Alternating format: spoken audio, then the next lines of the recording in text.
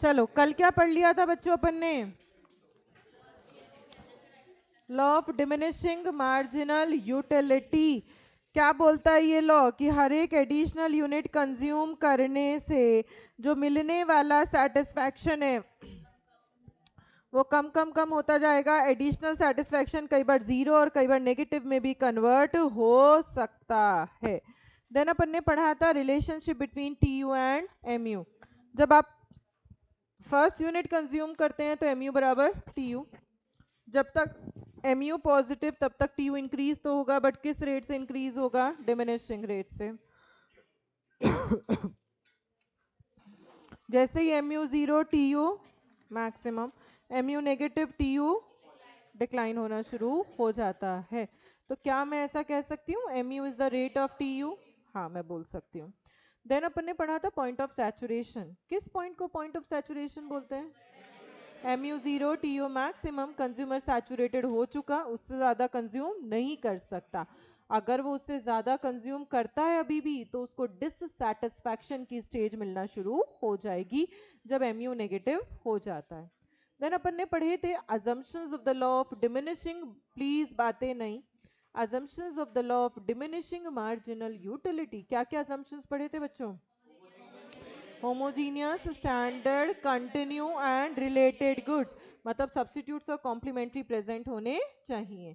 Then अपन ने पढ़े थे exceptions to the law of diminishing marginal utility. क्या क्या एक्सेप्शंस थे? Hobbies and rare collection, abnormal persons, indivisible goods and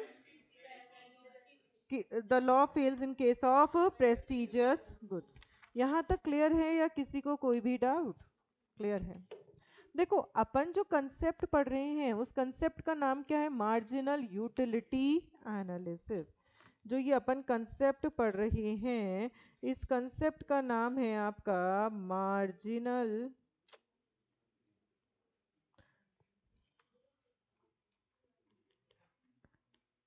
marginal utility analysis. Marginal utility analysis, इस concept में अपन दो कंसेप्ट पढ़ रहे हैं। एक कंसेप्ट आपने पढ़ लिया law of diminishing marginal utility, और दूसरा कंसेप्ट अपन पढ़ेंगे इसी के अंदर कंज्यूमर सरप्लस। मेन टॉपिक क्या है अपना? Marginal utility analysis. उसके अंदर सब टॉपिक है law of diminishing marginal utility and consumer surplus. तो अब अपन डिटेल में पढ़ेंगे कंज्यूमर सरप्लस। कंज्यूमर सरप्लस करवा दूंगी, पता है मुझे। कंज्यूमर सरप्लस,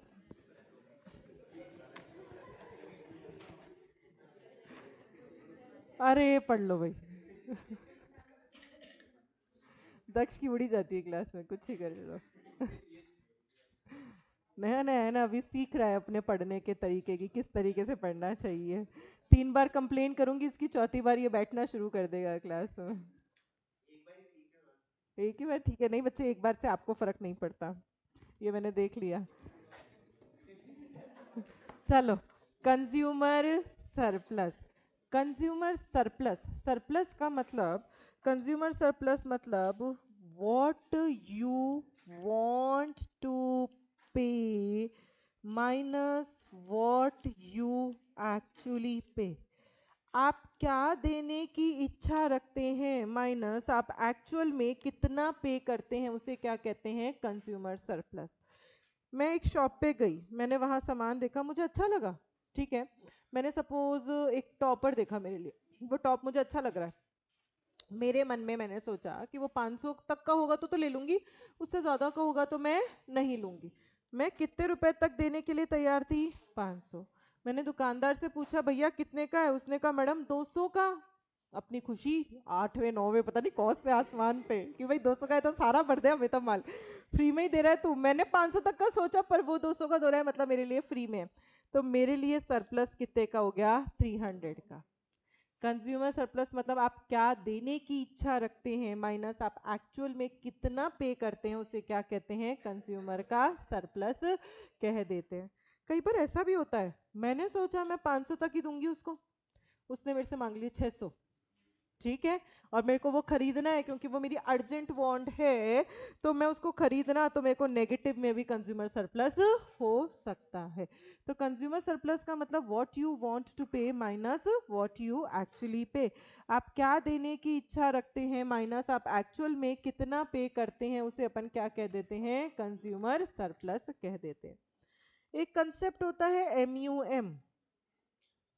MUM का मतलब होता है marginal utility of money. Marginal utility of money का मतलब क्या होता है, वर्थ ऑफ अ रुपी। आपके लिए एक पैसे की क्या वर्थ है, आपके लिए उस रुपए की क्या वैल्यू है। सपोज मैंने कहा मैं 1 रुपए तब खर्च करूंगी जब उससे मिलने वाला मुझे सेटिस्फैक्शन कितने का मिलेगा। सपोज 5 यूटिल्स का मुझे सेटिस्फैक्शन मिलेगा। मेरे लिए 1 रुपए की वर्थ कितनी है, 5 यूटिल्स। तो MUM क्या हो गया, 5 यूटिल्स हो गया। 1 रुपए का MUM कितना हो गया, 5 यूटिल्स। MUM मतलब व्हाट यू, MUM मतलब वर्थ ऑफ अ रुपी। आपके लिए उस पैसे की वैल्यू, आपके लिए उस पैसे की वर्थ क्या है, उसे क्या कह देते हैं, MUM कह देते हैं। सपोज फॉर एग्जाम्पल कोई यूनिट्स हैं 1 2 3 4 5 6।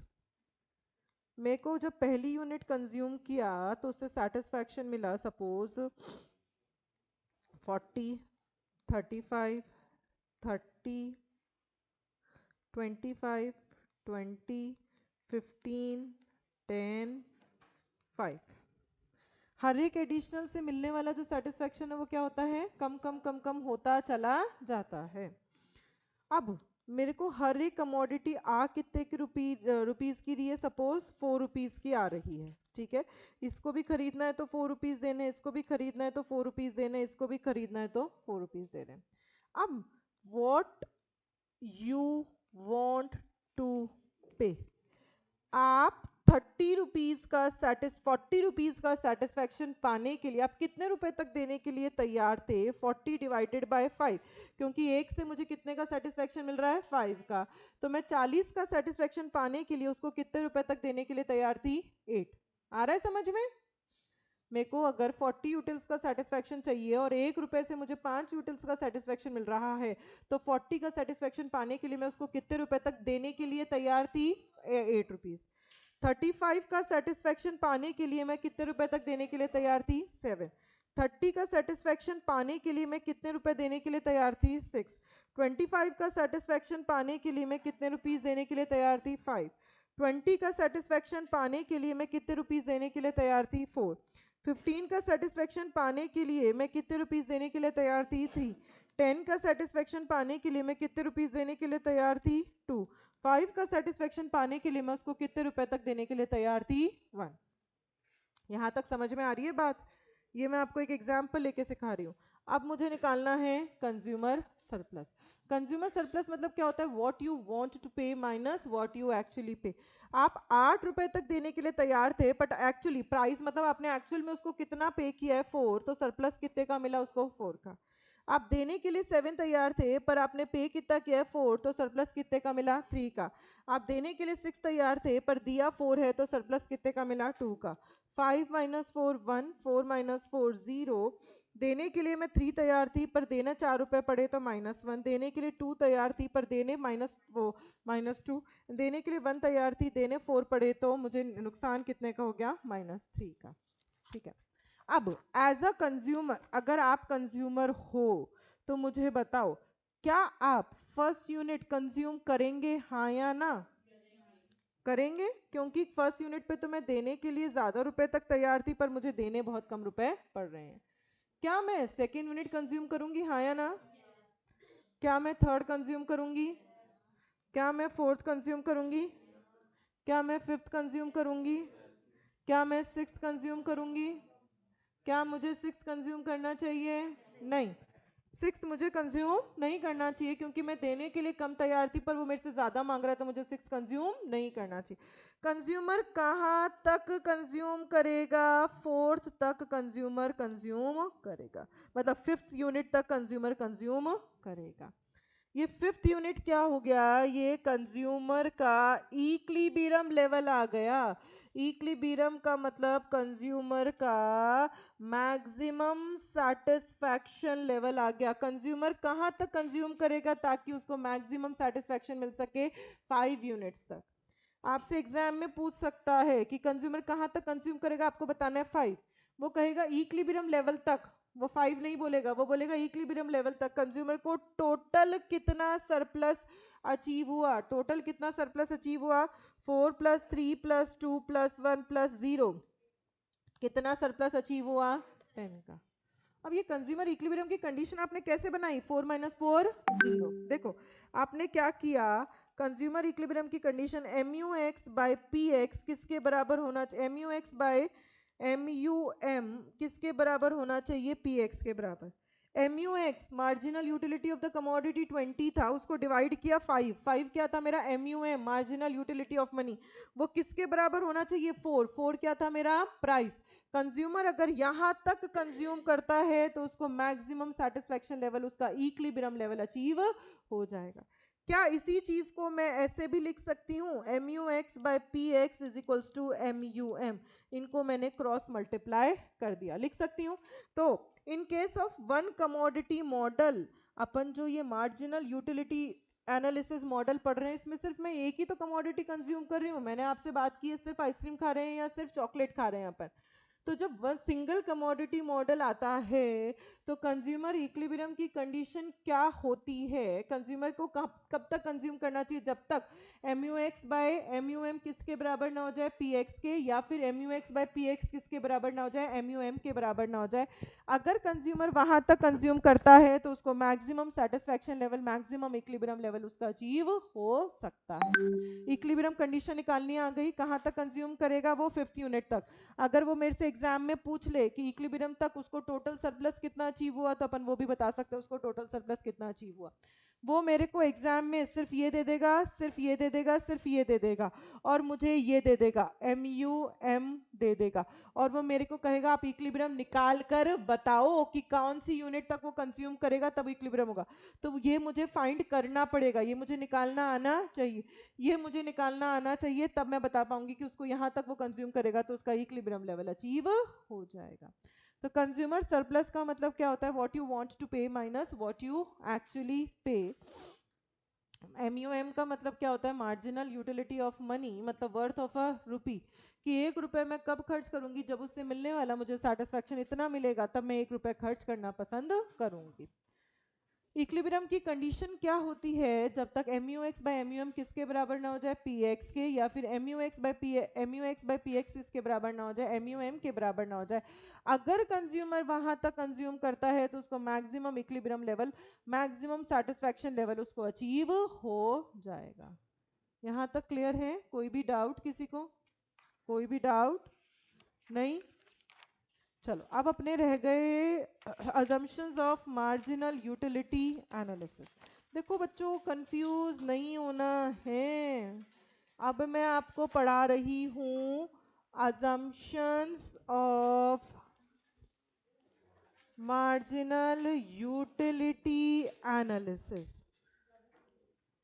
कल जो अपन ने अजम्पशंस किए थे वो किसके किए थे, law of diminishing marginal utility, वो अलग था। वो मार्जिनल यूटिलिटी जो सबसे बड़ा टॉपिक है, मेन टॉपिक, उसके अंदर का एक सब टॉपिक था, उसके अजम्पशंस कल अपन ने पढ़े थे। आज जो मेन टॉपिक होता है मार्जिनल यूटिलिटी एनालिसिस, उसके अजम्पशंस मैं आप लोगों को करवा रही हूँ। पहला अजम्पशन है रैशनैलिटी। यहाँ माना जाता है कंज्यूमर रैशनल है, समझदार है, वो सोच समझ कर अपना पैसा खर्च करता है। जब लगता है उसको यहाँ पे मुझे मैक्सिमम सेटिस्फैक्शन मिलेगा वहीं पे वो अपना पैसा खर्च करता है, वो हर जगह अपना पैसा खर्च नहीं करता है। सेकंड क्या है आपका, that is cardinal measurability of utility. यहाँ पे जो सेटिस्फैक्शन है, यूटिलिटी है, वो आप किस में मेजर करते हो, कार्डिनल नंबर्स में। यहाँ पे सेटिस्फैक्शन आप 1 2 3 4 की टर्म्स में बताते हो, नंबर्स में बताते हो। मैंने कहा मुझे 40 का सेटिस्फैक्शन मिला, मैंने कहा मुझे 20 का सेटिस्फैक्शन मिला, तो कार्डिनल नंबर्स में यहाँ पे सेटिस्फैक्शन को मेजर किया जाता है। Money is the measuring rod of utility. Money is the measuring rod of utility. पैसों के टर्म्स में यहाँ सेटिस्फैक्शन बताया जाता है। मैं कह रही हूँ कि 1 रुपए मैं कब खर्च करूंगी, जब मुझे उससे मिलने वाला सेटिस्फैक्शन कितने का मिलेगा, 5 यूटिल्स का। तो मैं पैसों की टर्म्स में सेटिस्फैक्शन को यहाँ पे एक्सप्रेस कर रही हूँ। ये माना जाता है यहाँ पे कॉन्स्टेंसी ऑफ MUM। यह माना जाता है पैसे की जो वैल्यू है, मार्जिनल यूटिलिटी ऑफ मनी जो है, पैसे की जो वर्थ है, वो क्या है, कांस्टेंट, वो चेंज नहीं हो रही। हर बार मुझे 1 रुपए से कितने का सेटिस्फेक्शन मिल रहा है, 5 यूटिल्स का। हर 1 रुपए से मुझे कितने का सेटिस्फेक्शन मिल रहा है, 5 का। वो कांस्टेंट है, वो चेंज नहीं हो रहा, ये आप मानकर चलते हो। नेक्स्ट है यहाँ पे hypothesis of independent utility. Hypothesis of independent utility का मतलब क्या होता है, देखो क्या कहता है ये हाइपोथेसिस ऑफ इंडिपेंडेंट यूटिलिटी, क्या कहता है। मैंने कहा मैंने फर्स्ट आइसक्रीम खाई तो मुझे 40 यूटिल्स का सेटिस्फैक्शन मिला। मैंने सेकंड आइसक्रीम खाई तो मुझे 30 यूटिल्स का सेटिस्फैक्शन मिला। मैंने थर्ड आइसक्रीम खाई तो मुझे 20 यूटिल्स का सेटिस्फैक्शन मिला। तीनों आइसक्रीम खाने से मुझे टोटल कितना सेटिस्फैक्शन मिला, 90 यूटिल्स। ये टोटल सेटिस्फैक्शन आपने हर एक इंडिपेंडेंट को ऐड कर कर, हर एक इंडिविजुअल को ऐड कर कर क्या निकाला, टोटल यूटिलिटी। तो हाइपोथेसिस ऑफ इंडिपेंडेंट यूटिलिटी ये कहता है हर एक इंडिपेंडेंट यूटिलिटी को ऐड कर कर आपको क्या मिलती है, टोटल यूटिलिटी मिलती है। एंड इंडिपेंडेंट, इंडिपेंडेंट मतलब जो चीज़ किसी पे भी डिपेंड नहीं करे।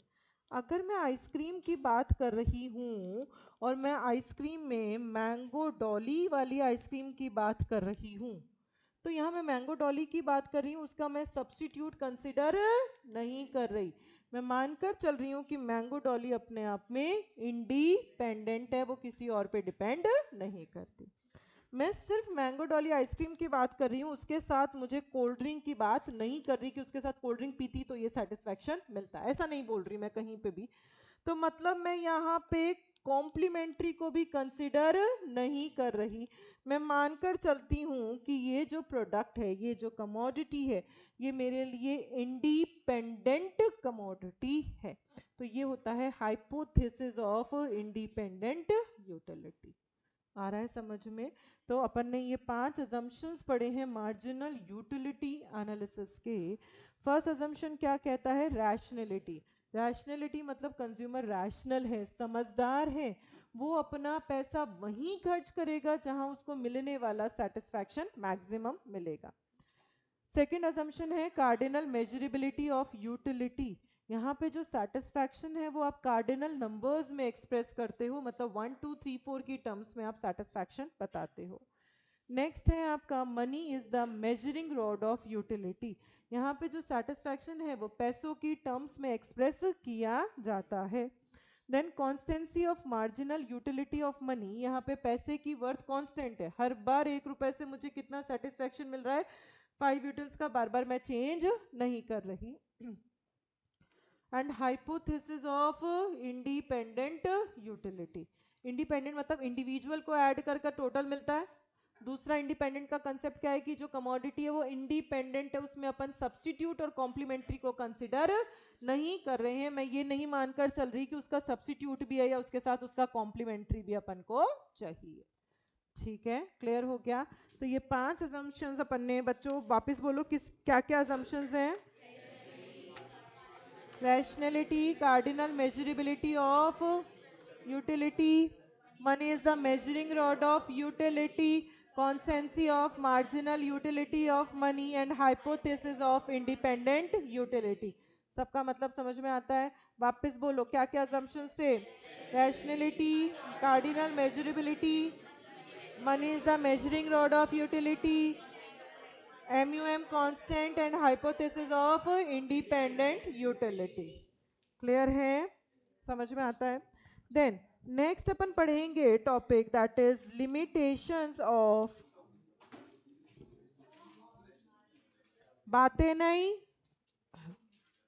limitations of law of diminishing marginal law of diminishing marginal utility. अपन ने कल law of diminishing marginal utility के अजम्पशंस पढ़ लिए, अपन ने उसके एक्सेप्शंस पढ़ लिए, अब अपन उसके लिमिटेशंस पढ़ रहे हैं। पहला लिमिटेशन है आपका कार्डिनल मेजरमेंट अनरियलिस्टिक। आप जो कहते हो कि मैं सेटिस्फेक्शन कार्डिनल नंबर्स में एक्सप्रेस करती हूँ 30 का 40 का 20 का, ये अनरियलिस्टिक कंसेप्ट है। रियल लाइफ में कभी भी आप ऐसा नहीं बोलते कि मैंने आइसक्रीम खाई तो मुझे 100 का सेटिस्फेक्शन मिला, नहीं। आप ये कहते हो मुझे सेटिस्फेक्शन ज़्यादा मिला या सेटिस्फेक्शन कम मिला। कभी भी नंबर्स में आप सेटिस्फेक्शन को एक्सप्रेस नहीं करते हो। तो ये जो कंसेप्ट यहाँ पे कार्डिनल मेजरेबिलिटी आया, ये एक अनरियलिस्टिक कंसेप्ट है, ये सही कंसेप्ट नहीं है। सेकेंड लिमिटेशन है दैट इज अनरियलिस्टिक कंडीशन। यहाँ पे जो अजम्पशंस दिए ना उसने 4, कि आप कंटिन्यू कंज्यूम कर रहे हो, आप स्टैंडर्ड कंज्यूम कर रहे हो, आप होमोजीनियस कंज्यूम कर रहे हो और रिलेटेड गुड्स प्रेजेंट है। ये चारों के चारों अजम्पशन हमेशा फॉलो होना बिल्कुल भी पॉसिबल नहीं है। आप आइसक्रीम खाओगे तो एक मैंगो डॉली खाओगे तो दूसरी आप दूसरा फ्लेवर ही ट्राई करोगे, कभी भी आप सेम आइसक्रीम नहीं खाते। तो आप कंटिन्यू तो कंज्यूम कर रहे हो आइसक्रीम का, पर वो होमोजीनियस यूनिट कंज्यूम नहीं कर रहे। आइसक्रीम खाते हो तो फिर मेरे को मन करता है कोल्ड ड्रिंक भी पी लेते हैं तो आप उसका कॉम्प्लीमेंट्री प्रोडक्ट भी मतलब कई बार लेते और कई बार नहीं भी लेते। तो ये जो चारों अजम्पशंस आपने बोले हैं कि हमेशा प्रेजेंट होने चाहिए, ये अनरियलिस्टिक है। रियल लाइफ में कभी भी कोई भी चारों अजम्पशंस को एक साथ फॉलो नहीं करता है। देन थर्ड इसका लिमिटेशन है दैट इज कांस्टेंट एमयूएम। अभी तो मैंने अजम्पशन में पढ़ा कि एमयूएम कांस्टेंट होता है, पर ये लिमिटेशन में आ गया एमयूएम कांस्टेंट होता है। मैंने कहा 1 रुपए से 5 यूटिल का सेटिस्फेक्शन मिलता है। रियल लाइफ में कभी भी पैसे की वर्थ हमेशा आपके लिए सेम नहीं होती। अगर मेरे पास 1 लाख रुपीज हैं, अगर मेरे पास 1 लाख रुपीज है तो 100 रुपए मुझे इतने ज्यादा वर्थ नहीं लगेंगे, नहीं लगेंगे भाई।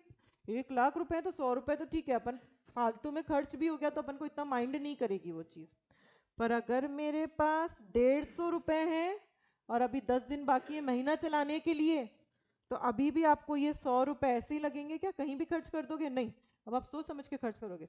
पहले अगर आप डेली गोलगप्पे खा रहे थे तो आप एक बार रुक जाओगे कि अभी मुझे गोलगप्पे पे पैसे खर्च नहीं करने, क्योंकि मुझे आने वाले 10 दिन और चलाने ऐसी 150 रुपए से।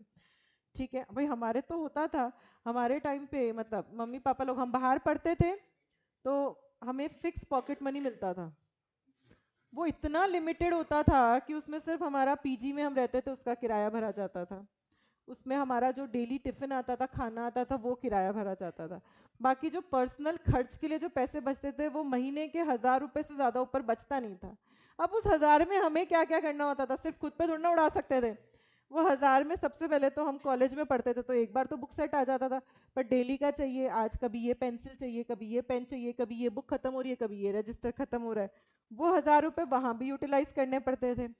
वो 1000 रुपए में से ही किसी फ्रेंड का अगर बर्थडे आ गया तो गिफ्ट भी कुछ तो देना ही पड़ेगा, वो प्लस उसी 1000 रुपए में से हम दिमाग लगाकर, हम सेविंग कर कर, जो आजकल के बच्चे नहीं करते हैं, हम सेविंग कर कर 200 रुपए ही अगर बचते थे तो 200 भी बचा लेते थे।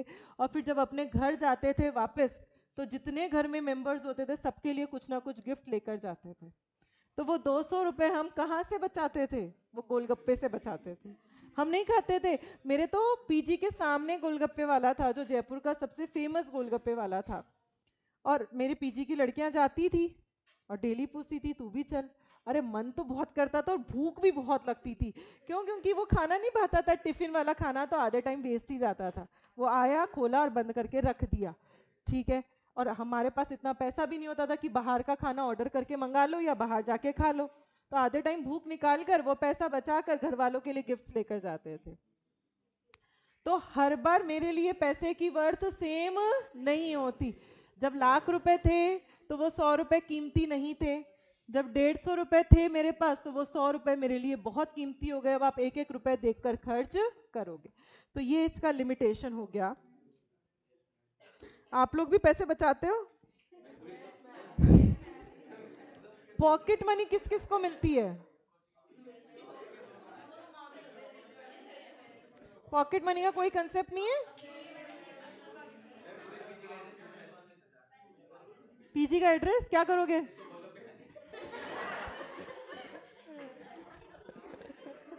वो जयपुर जाएगा गोलगप्पे खाने।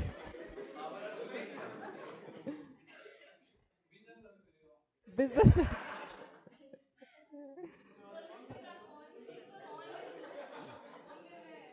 वैसे ना मुझे पर्सनली लगता है बच्चों, अरे बातें नहीं, देखो मुझे पर्सनली लगता है, चाहे आप घर में रहते हो चाहे घर से दूर रहते हो, पढ़ने के लिए जैसे भी रहते हो, एक एज के बाद पॉकेट मनी का सिस्टम पेरेंट्स को शुरू करना चाहिए।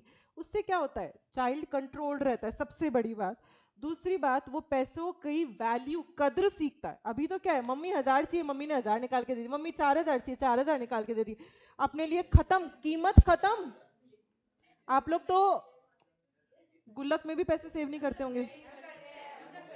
करते, लड़कियां करती हैं, लड़के कोई नहीं करते। ये गुल्लक नामक लड़कों का काम होता है, लड़कियों की गुल्लक फोड़कर उसमें से पैसे निकाल लेना।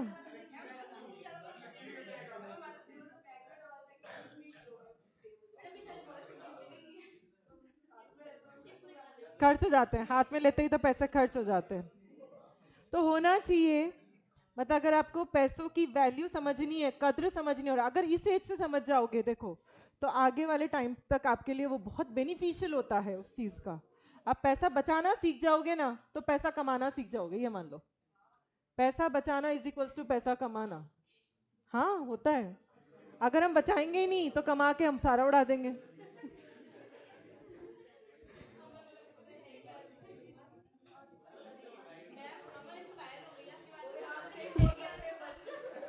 आज से गोलगप्पे बंद।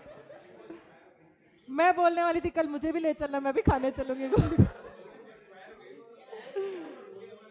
अरे बातें नहीं, प्यारे प्यारे बच्चों प्लीज बातें नहीं।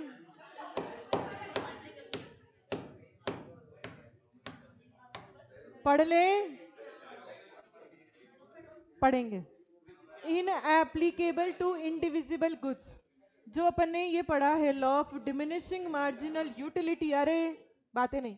कल मैंने इसके एक्सेप्शन में बताया था, इन एप्लीकेबल टू इंडिविजिबल गुड्स, ये इंडिविजुअल गुड्स में अप्लाई नहीं होता। तो जो घर है, जो गाड़ी है, उन तरीके के गुड्स के लिए ये लॉ बना ही नहीं है। एंड लास्ट इसका जो लिमिटेशन है, that is single commodity model. Single commodity model, single commodity, यहाँ सिर्फ एक ही कमोडिटी की बात की है कि आप सारा पैसा अपना एक ही कमोडिटी पे खर्च कर रहे हो, जबकि रियल लाइफ में ऐसा नहीं होता। रियल लाइफ में कभी भी आप अपना सारा पैसा एक ही कमोडिटी पे खर्च नहीं करते हो गई बातें? पानी मांग रहे थे, अंकिता ने मांगा, हर्षिता ने मांगा। अच्छा, और आप लोग क्या मांग रहे थे? आप पानी मांग रहे थे हर्षिता के लिए, दक्ष से। आप हर्षिता की जबान बन चुके हो। आजकल हर्षिता के बिहाफ में आप ही बोल रहे हो हर चीज। क्यों, हर्षिता खुद नहीं बोलेगी? उसने आपको एज असिस्टेंट हायर कर लिया कि अब जो मैं तेरे को इंस्ट्रक्शंस दूंगी तो वो फॉलो करती जाना। अरे इस चीज में तो इंडिपेंडेंट बनो, या इसमें भी डिपेंडेंट रहना है? और आपको नौकरी करनी है क्या इनके यहाँ? कैसी बात कर रहे हो? 3 दिन हो गए मुझे ये देखते हुए, आज थोड़ी ना देख रही हूँ, कल भी टोका था मैंने इस चीज के लिए, परसों भी टोका था मैंने इस चीज के लिए। अच्छा लगता है किसी की नौकरी करना अभी से? हाँ, पैसे दे रही है क्या वो? ऐसी जगह काम तो करो जहाँ पे पैसे मिले, फ्री में क्यों काम कर रहे हो? कुछ भी हर्षिता को बोलना हो ये बोलेंगी, कुछ भी बोलना हो ये बोलेंगी हर्षिता को। कैसा वो? चलो, single commodity model. Single commodity यहाँ माना जाता है कि हम हमारा सारा पैसा एक ही कमोडिटी पे खर्च कर रहे हैं, जबकि रियल लाइफ में ऐसा नहीं होता। हम हमारा पैसा एक प्रोडक्ट पे खर्च नहीं करते, एक से ज़्यादा प्रोडक्ट पे खर्च करते हैं। तो ये हमने क्या पढ़ ली है, limitations of the law of diminishing marginal utility. पहला लिमिटेशन क्या है, कार्डिनल मेजरमेंट अनरियलिस्टिक। अपन ये मानकर चलते हैं, अपन यहाँ पे बोलते हैं कि सेटिस्फैक्शन 1 2 3 4 टर्म्स में एक्सप्रेस कर रहे हैं, बट रियल लाइफ में ऐसा नहीं होता। अनरियलिस्टिक कंडीशन, जो अपन ने ये चारों assumptions लिए हैं, रियल लाइफ में ये चारों एक साथ फॉलो करना बिल्कुल भी पॉसिबल नहीं है। कांस्टेंट MUM अपन मानकर चलते हैं पैसे की वर्थ सेम है, बट सबके लिए पैसे की वर्थ हमेशा सेम नहीं होती। जब आपके पास बहुत सारा पैसा होता है तो आपके लिए पैसे की वर्थ थोड़ी कम होती है। जब आपके पास गिना चुना पैसा होता है तो उसी पैसे की वैल्यू वर्थ आपके लिए बहुत ज़्यादा हो जाती है। इनएप्लीकेबल टू इनडिविजिबल गुड्स, ये जो है ये इंडिविजुअल गुड्स पे अप्लाई नहीं होता, जैसे घर, गाड़ी, etcetera. Single commodity model, single commodity हम हमारा मानकर चलते हैं कि ज़्यादातर पैसा हम एक ही कमोडिटी पे खर्च करते हैं, जबकि रियल लाइफ में ऐसा नहीं होता, हम हमारा पैसा एक से ज़्यादा कमोडिटी पे भी खर्च करते हैं। पैसे की वर्थ से एक और बात बताती हूँ, अपना रियल लाइफ एक्सपीरियंस शेयर कर रही हूँ आप लोगों के साथ। अरे बुक्स बंद नहीं करनी, मैं पढ़ाऊंगी पढ़ाऊंगी ताकि आप लोगों में भी थोड़ी बुद्धि आए, इसीलिए मैं कुछ अपना पर्सनल एक्सपीरियंस शेयर कर रही हूँ। अब मेरा वो छोटा सा बेटा है, अर्णव, 5 साल का है, ठीक है। अब वो जो डिमांड्स करता है वो बहुत छोटी डिमांड्स है। अभी मम्मा कुरकुरे ला देना, मम्मा चिप्स ला देना, मम्मा आज लॉलीपॉप ला देना, मम्मा टॉफी ला देना, एक ड्राइंग बॉक्स ला दो, एक बॉटल दिला दो। मैं उसकी अभी इस एज पे सारी डिमांड्स फुलफिल कर सकती हूँ, आराम से कर सकती हूँ, बट मैं करती नहीं हूँ। मैं बिल्कुल ही नहीं करती बच्चों। I am not a bad mom. मैं बिल्कुल भी नहीं करती हूँ। मैं डेली उसको इवनिंग क्लास में लेके जाती हूँ, डेली इवनिंग क्लास से लाती हूँ। वो रास्ते में डेली बोलता है, मम्मा आज तो चिप्स दिला दो, आज तो ये दिला दो। 5 रुपए का ही छोटा से वो खुश हो जाते हैं, 5-5 रुपए से, ये बच्चे ऐसे ही होते हैं। पर मैं नहीं दिलाती, क्यों? मुझे उसके अंदर 2 हैबिट्स डेवलप करनी है। पहली हैबिट तो अपना ये नहीं होना चाहिए कि बाहर निकले तो सामान खरीद के ही लाना है घर पे, हर वक्त बेमतलब का पैसा खर्च नहीं करना। आप कभी कभी कुछ मांगोगे तो वो फुलफिल होगा, पर आप डेली मांगोगे तो वो डिमांड फुलफिल नहीं होगी। दूसरी चीज, मैं उसकी डिमांड फुलफिल क्यों नहीं करती, कम डिमांड्स फुलफिल, कि उसको उस चीज की कद्र होनी चाहिए, वैल्यू पता होनी चाहिए। अगर उसने मेरे से एक पानी की बोतल, सपोज एग्जाम्पल, अब वो 1 महीने में एक बोतल तोड़ता है, वो बहुत ज्यादा तोड़ता है, मतलब एक्सट्रीम। अब उसकी स्टेजेस क्या होती हैं बोतल तोड़ने की, मैं एंड स्टेज तक उसको यूज करना सिखाती हूँ कि भाई तेरे को उस चीज की कद्र पता होनी चाहिए। पहले वो बॉटल की जो रस्सी होता है वो निकाल के ले आता है, फिर वो बॉटल की जो स्ट्रॉ होती है छोटे बच्चों की वो निकाल कर ले आता है। अब फाइनली जब वो बॉटल एकदम लीक ही होने वाली होती है तब मैं उसको रखती हूँ कि ठीक है अब नया रिप्लेसमेंट दूंगी, उससे पहले नया रिप्लेसमेंट नहीं मिलता। और जो उसके टॉयज होते हैं, अगर वो तोड़ दिया तो उसको दोबारा वो टॉय नहीं मिलता, एक्चुअली नहीं मिलता। वो एक रिमोट कार के लिए कह रहा है मुझे 1 महीने से, मम्मा ला दो ला दो ला दो, पर उसने 1 महीने पहले तोड़ दी तो मैं उसको नई रिमोट कार लाके नहीं दे रही, क्योंकि उसको वो वैल्यू पता होनी चाहिए कि अगर मैंने सामान खराब कर दिया तो मेरे पास दोबारा से वो सामान आने में बहुत मुश्किल लगेगी, तुरंत मेरे को वो सामान नहीं मिल सकता। जबकि आजकल ऐसा नहीं होता, पुनीत जैसे कह रहे हैं मैं बहुत बैड पेरेंट हूँ। बैड पेरेंट नहीं हूँ, आजकल पेरेंट्स तुरंत फुलफिल, भाई बच्चों के आंख में आंसू नहीं आने चाहिए, बच्चे ने ये मांगा तुरंत दे दो, बच्चे ने ये मांगा तुरंत दे दो, कोई फर्क नहीं पड़ता। पर उससे बच्चों के अंदर जो पैसे की वैल्यू होती है वो खत्म हो जाती है। उनको लगता है तोड़ेंगे तो हमारे पास दोबारा से नया आ जाएगा, बट ऐसा उनको पता होना चाहिए कि तोड़ेंगे तो दोबारा से नया नहीं आएगा सामान। तो सीए वाली सोच, मैं सीए नहीं हूं। हाँ, बचाना सिखा रहे, बचाना तो सबको ही आना चाहिए ना।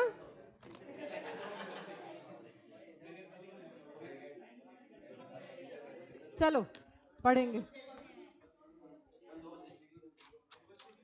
टाइम बचाया नहीं है आज मैंने, पढ़ेंगे अपन।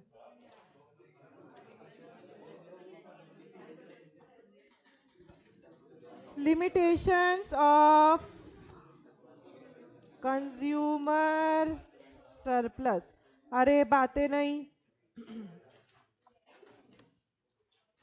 लिमिटेशंस ऑफ कंज्यूमर सरप्लस, ये जो कंज्यूमर सरप्लस आपने कंसेप्ट पढ़ा है, इसके क्या लिमिटेशंस हैं? पहला limitation, consumer surplus cannot be measured precisely। Consumer surplus कभी भी प्रिसाइजली एग्जैक्टली कैलकुलेट नहीं कर सकते, क्यों? क्योंकि आप मार्जिनल यूटिलिटी को एग्जैक्टली नहीं बता सकते कितना मिला, तो सरप्लस भी आप एग्जैक्टली नहीं बता सकते। अभी जो अपन ने सरप्लस का एग्जाम्पल सीखा उसमें मैंने आपको एग्जैक्ट बता दिया 10 का सरप्लस मिला, बट रियल लाइफ में ऐसा नहीं होता।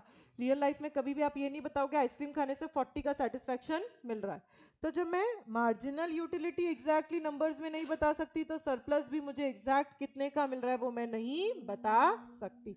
मैंने एग्जाम्पल आपको दिया, मैं 500 देने की इच्छा रखती हूँ, उसने 300 मांगे तो सरप्लस 200 का मिला, ऐसा नहीं होता। एक अपना होता है कि हाँ इतना तक पे कर देंगे, बट एग्जैक्ट टर्म्स में उसको कभी भी एक्सप्रेस नहीं कर सकते, क्योंकि एडिशनल सेटिस्फैक्शन कभी भी अपन नंबर्स में एक्सप्रेस नहीं कर सकते। इन case of necessaries, marginal utility जो अर्लियर यूनिट्स में होता है वो इनफाइनाइट होता है। इनफाइनाइट मतलब बहुत ज़्यादा होता है, तो वहाँ पे कंज्यूमर सरप्लस भी कैसा है आपका, इनफाइनाइट है।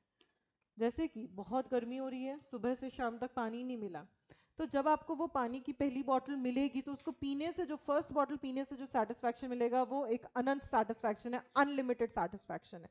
तो जब वो मार्जिनल यूटिलिटी मेरा इनफाइनाइट है, ये बहुत ज़्यादा है, तो उसके लिए मैं कितने भी रुपए तक देने के लिए तैयार थी उस बॉटल के लिए, तो वहाँ सरप्लस भी आपका कैसा होता है, इनफाइनाइट होता है।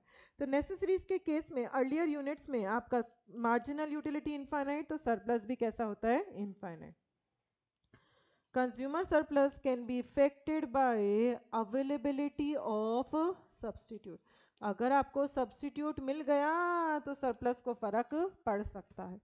पहले मैं उस टॉपर के लिए 500 देने के लिए तैयार थी, उसने मांगे 300, तो सरप्लस कितने का मिला, 200 का सरप्लस मिला। मैं काउंटर पे पेमेंट करने गई और मुझे वहाँ पे एक और बहुत अच्छा सा टॉप दिखा, तो मैंने कहा यार ये ज़्यादा अच्छा लग रहा है, इसके लिए मैं 500 देने के लिए तैयार थी, अब मैं इसके लिए कितने 200 ही देने के लिए तैयार हूँ। सॉरी, इसके लिए मैं अब 500 नहीं दूंगी, इसके लिए मैं अब 400 ही दूंगी। तो अब सरप्लस कितने का मिला मुझे, 100 का मिला। मुझे दिख रहा है वो टॉप ज़्यादा हैवी है तो वो 500 का मिलना चाहिए, ये तो थोड़ा हल्का लग रहा है तो ये 400 का ही मिलना चाहिए। तो अगर सब्स्टिट्यूट दिखता है तो सब्स्टिट्यूट दिखते ही आपका जो सरप्लस है उसको उसकी वजह से फर्क पड़ सकता है। देन नेक्स्ट लिमिटेशन है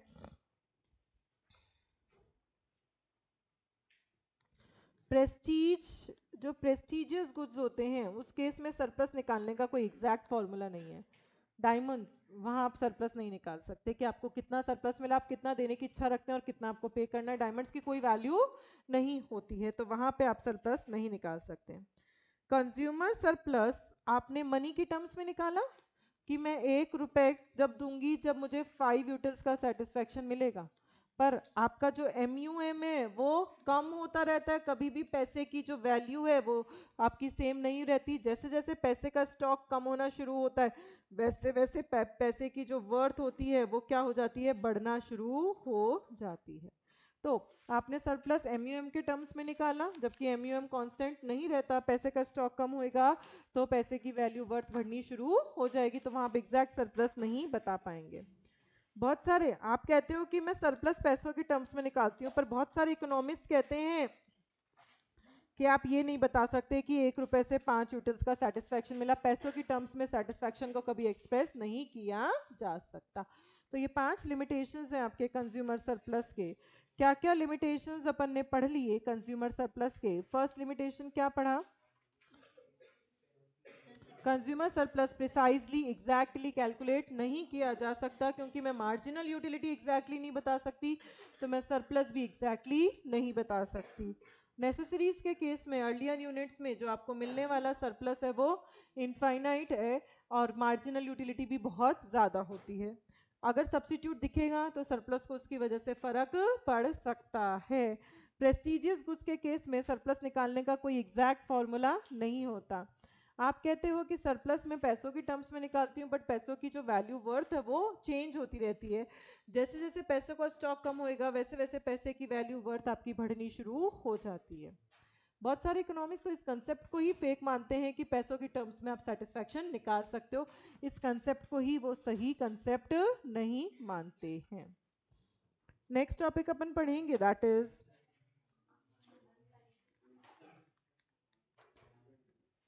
यूजेस, एप्लीकेशंस या फिर इम्पोर्टेंस ऑफ कंज्यूमर सरप्लस। ये कंज्यूमर सरप्लस का जो कंसेप्ट है ये रियल लाइफ में कहाँ कहाँ यूज में लिया जाता है, उसकी क्या इंपॉर्टेंस है, क्या प्रैक्टिकल एप्लीकेशन है।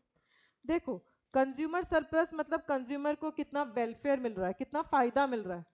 जिस कंज्यूमर को सरप्लस ज़्यादा मिलेगा वो उस सामान की परचेज रिपीट करेगा, दोबारा दोबारा उसको खरीदेगा। अगर आपको लगता है कि ये दुकान पे सस्ता सामान मिलता है, सस्ता मतलब आप जो सोचते हो उससे कम आपसे वो पैसे लेता है, तो वो सस्ता हो जाता है आपके लिए। तो सस्ता है तो आप उसी दुकान पे जा जाओ, अगर उसकी क्वालिटी भी बहुत अच्छी है तो आप उस दुकान पे रिपीट परचेज करते हो। तो अगर वेलफेयर ज़्यादा तो सरप्लस ज़्यादा, सरप्लस ज़्यादा तो कंज्यूमर अपनी परचेज को क्या करेगा, रिपीट करेगा। सेकंड क्या है, कंज्यूमर सरप्लस जो है वो प्राइस डिसाइड करने में भी हेल्प करता है, प्रोड्यूसर को प्राइस डिसाइड करने में हेल्प करता है। अगर कोई प्रोडक्ट ऐसा है जहां सरप्लस ज़्यादा मिल रहा है तो प्रोड्यूसर उस प्रोडक्ट की थोड़ी प्राइस बढ़ा सकता है, क्योंकि उसको डर नहीं है कंज्यूमर को वो लूज कर देगा। कंज्यूमर को ऑलरेडी बहुत सरप्लस मिल रहा है, तो अगर वो थोड़ी बहुत प्राइस बढ़ा भी देगा तो भी कंज्यूमर उसी से सामान खरीदेगा।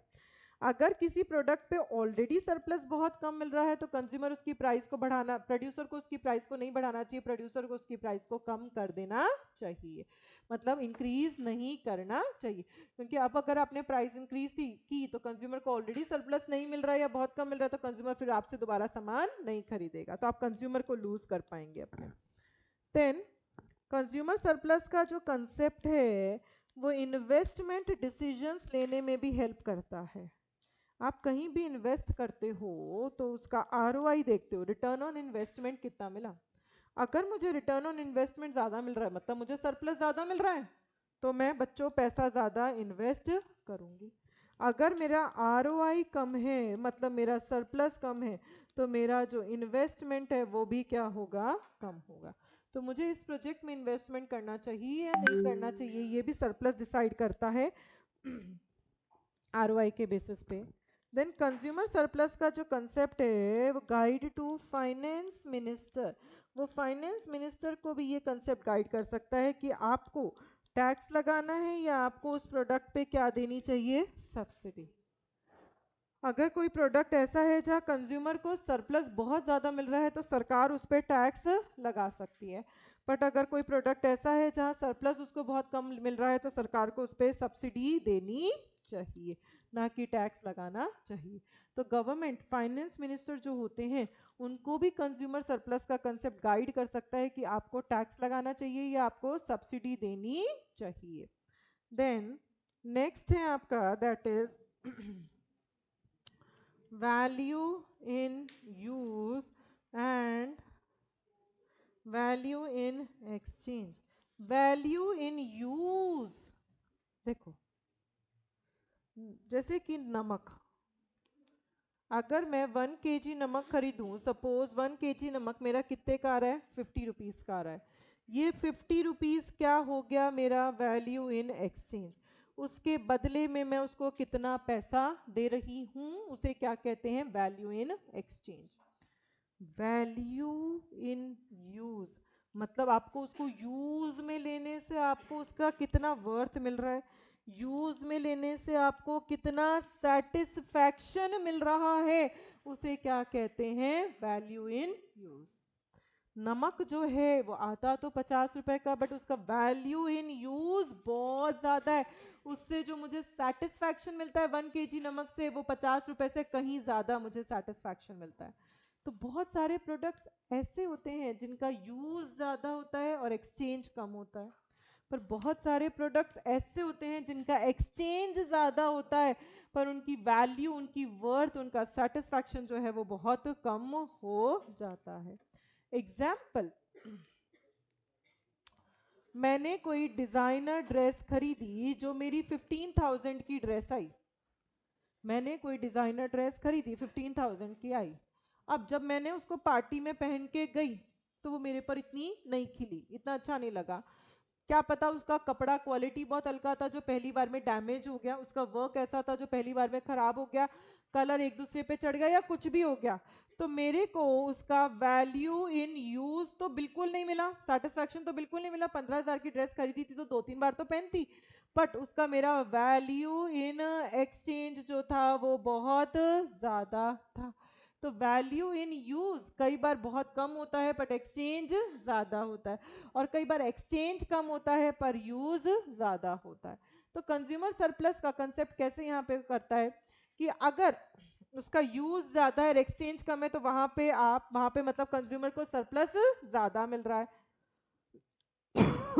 प्रोड्यूसर ये देख सकता है कि अगर मेरे प्रोडक्ट से वैल्यू इन यूज ज्यादा मिल रहा है और वैल्यू इन एक्सचेंज कम है कंज्यूमर का, तो मतलब कंज्यूमर को सरप्लस ज्यादा मिल रहा है, सरप्लस ज्यादा मिल रहा है तो वो मेरा सामान दोबारा दोबारा खरीदेगा। पर अगर किसी सामान पे एक्सचेंज ज्यादा है और यूज कम है तो मतलब उसको इतना सेटिस्फैक्शन नहीं मिल रहा तो वो मेरा सामान दोबारा से नहीं खरीदेगा।